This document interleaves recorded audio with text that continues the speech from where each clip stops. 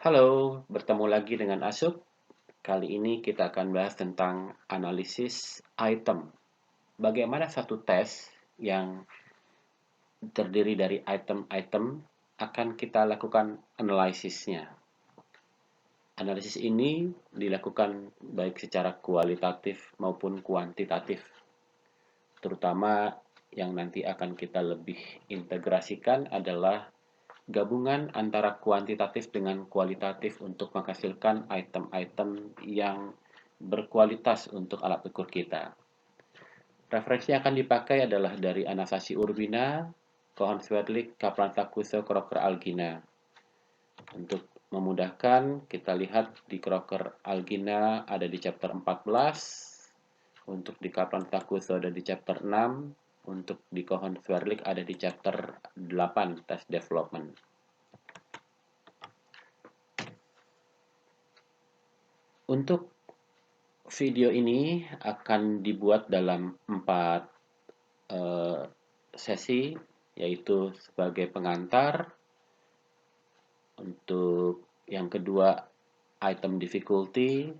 Yang ketiga adalah item discrimination. Yang keempat, disruptor. Untuk di bagian akhir nanti akan ditambahkan dengan analisis item yang bersifat integratif. Jadi nanti saya akan buatkan dalam versi terpisah videonya dan juga versi gabungan. Ketika kita ingin melakukan pengukuran terhadap gejala di psikologi, tingkah laku yang ingin kita buatkan alat ukurnya, kita cari di dalam referensi yang ada itu konstruknya apa. Jadi nanti kita membutuhkan adanya definisi dari konstruknya teoris siapa yang akan kita gunakan sebagai dasar penyusunan suatu alat ukur. Kemudian kita cari berdasarkan gabungan antara definisi konseptual, kita akan buatkan menjadi yang lebih operasional dalam bentuk indikator behavior. Indikator behavior dalam hal ini masih bersifat konseptual sebetulnya, di mana ketika kita akan menyampaikan dalam bentuk item, maka harus dikonkretkan dengan sampel tingkah laku yang lebih konkret, karena nanti inilah yang akan sampai kepada test taker kita. Gabungan dari sejumlah item akan membentuk satu alat ukur atau yang biasa disebut tes psikologis. Nah, kalau kita sudah bergerak ingin membuat satu alat ukur, yang akan dilakukan menurut Cohen-Swerdlich ada tahapannya, ada prosesnya.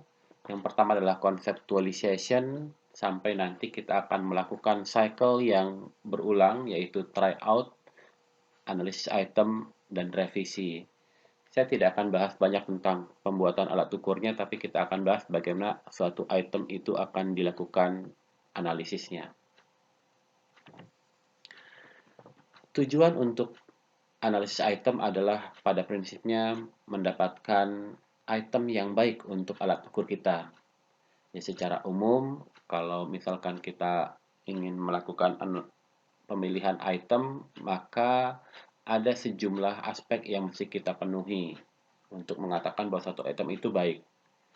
Secara khusus, walaupun belum tentu didapatkan berdasarkan pengalaman saya mengolahkan banyak data. Jadi dalam hal ini, apakah akan meningkatkan reliabilitas atau validitas item secara umum akan didapatkan? Iya, tapi kadang terkait juga dengan masalah karakteristik sampelnya, jumlah partisipannya, ataupun jumlah item.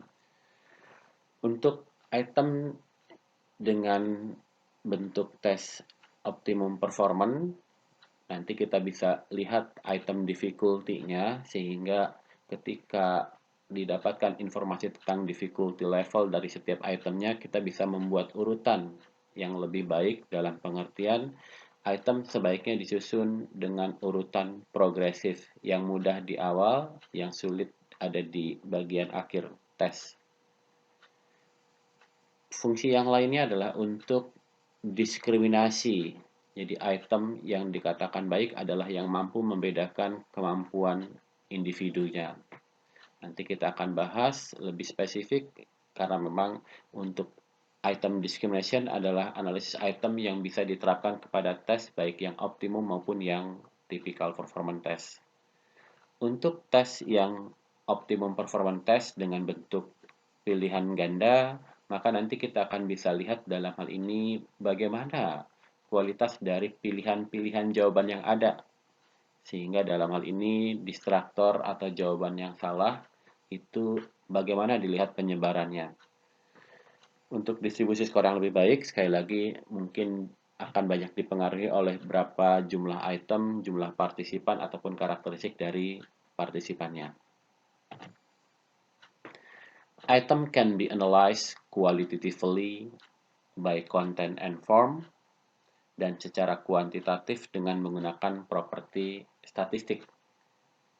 Untuk yang kuantitatif nanti kita akan lebih banyak bahasnya karena memang untuk perkuliahan psikometri kita tidak terlalu bisa banyak atau leluasa untuk melihat isi dari si alat ukur yang akan dianalisis.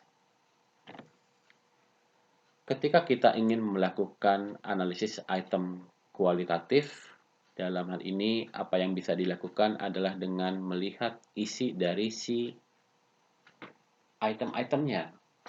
Nah, tahapan ini memang kalau dalam development proses Cohen-Swerdlich ini berada pada tes construction. Jadi, apakah ketika kita membuat item-item tersebut itu menggambarkan yang ingin diukur? Nanti berkaitan erat dengan bahasan content validity. Kemudian, dalam hal ini dilihat juga bagaimana item itu dituliskan atau dibuatkan atau disampaikan. Misalkan kalau itemnya berbentuk naratif, apakah kalimatnya sudah efektif, tidak membingungkan, memenuhi sejumlah kaidah yang dalam hal ini membuat item tersebut mudah untuk dipahami, tidak ambigu, double negatif, dan yang lainnya. Bisa juga dalam hal ini tidak terkait dengan tesnya secara langsung, tapi dikaitkan dengan environmental dari ketika tes tersebut diadministrasikan. Untuk yang kuantitatif nanti kita akan bahas 3 aspek utama, yaitu difficulty, discrimination, dan distractor. Kenapa saya sebut sebagai utama? Karena ini adalah pendekatan classical test theory, sementara untuk pendekatan yang item response theory memiliki sejumlah pendekatan lain, misalkan adalah guessing effect dan parameter-parameter yang lainnya. Kualitatif item analysis. Nah, kalau menurut saya yang juga praktisi dalam pembuatan alat ukur, inilah yang paling esensial untuk dilakukan di dalam penyusunan suatu alat ukur pembuatan item-itemnya. Pada dasarnya untuk kualitatif item analysis adalah prosedur non-statistical, tidak menggunakan angka, di mana yang akan kita lakukan adalah berdasarkan judgement kualitatif untuk mengatakan bahwa suatu item itu bagaimana, apakah item yang baik ataupun kurang baik sehingga perlu direvisi, atau kurang baik sehingga perlu untuk dihapuskan. Bagaimana dilakukannya biasanya adalah menggunakan eksplorasi, baik menggunakan interview individual atau kelompok, di mana dalam hal ini ada test taker dan ada relevant parties. Misalkan dalam hal ini publisher juga, atau mungkin psychometrician dan yang lainnya. Kita lihat di tabel 83 untuk kualitatif analisis menurut Cohen-Swerdlich itu ada apa saja.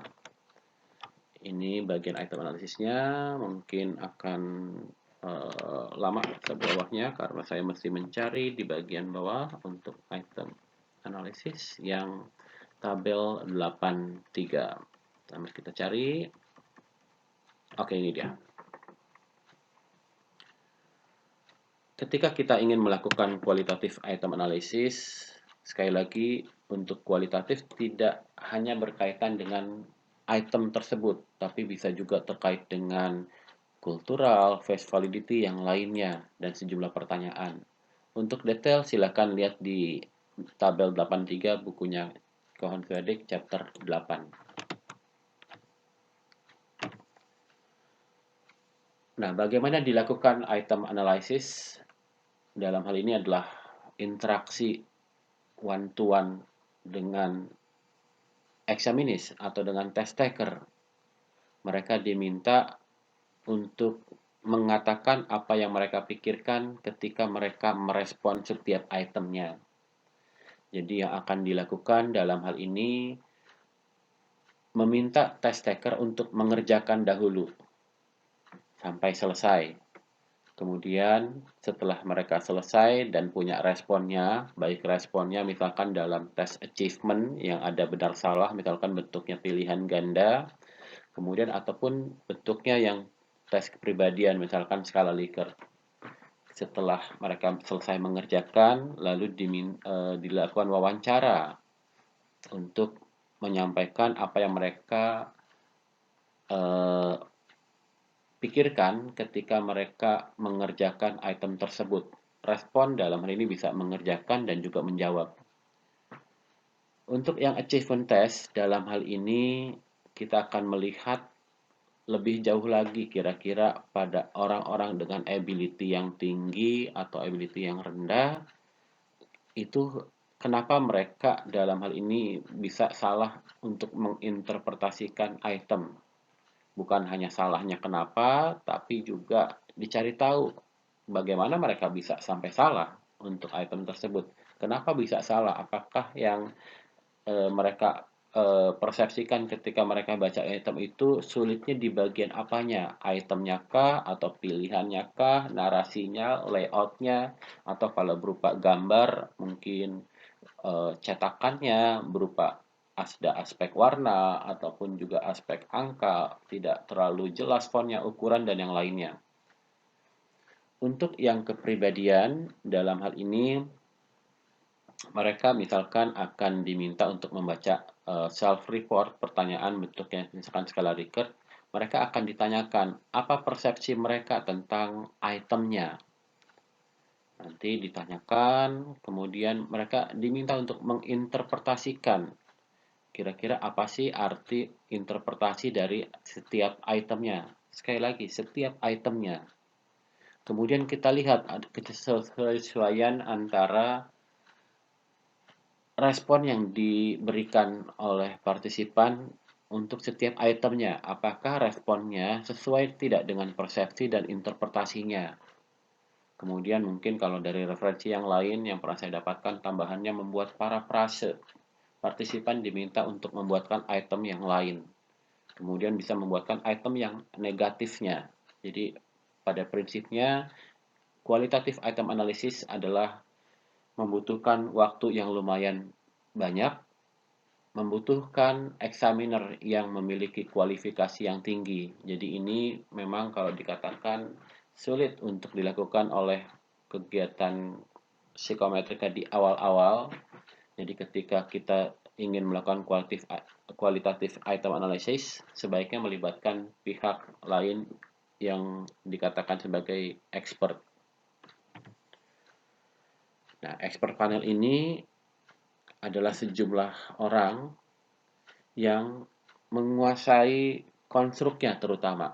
Karena expert dalam hal ini ada juga yang bukan terkait dengan konstruknya, yaitu misalkan ahli bahasa ataupun psikometrisian. Nah, yang akan dilakukan dalam hal ini adalah mengetahui sejauh mana bahwa item-item tersebut sudah memiliki kualifikasi yang baik. Sehingga ketika kita katakan bahwa item itu baik, ada sejumlah cara yang dalam hal ini bisa dilakukan untuk mengetahui seberapa baik item yang ada. Nah, memang kalau dikatakan mencari expert pada bidang tertentu, sulitnya adalah siapakah expertnya. Biasanya dalam hal ini orang-orang yang konsisten melakukan penelitian pada suatu bidang tingkah laku tertentu di dalam psikologi. Oke, untuk bagian pertama sebagai pengantar, kita sudahi. Video berikutnya adalah tentang item difficulty.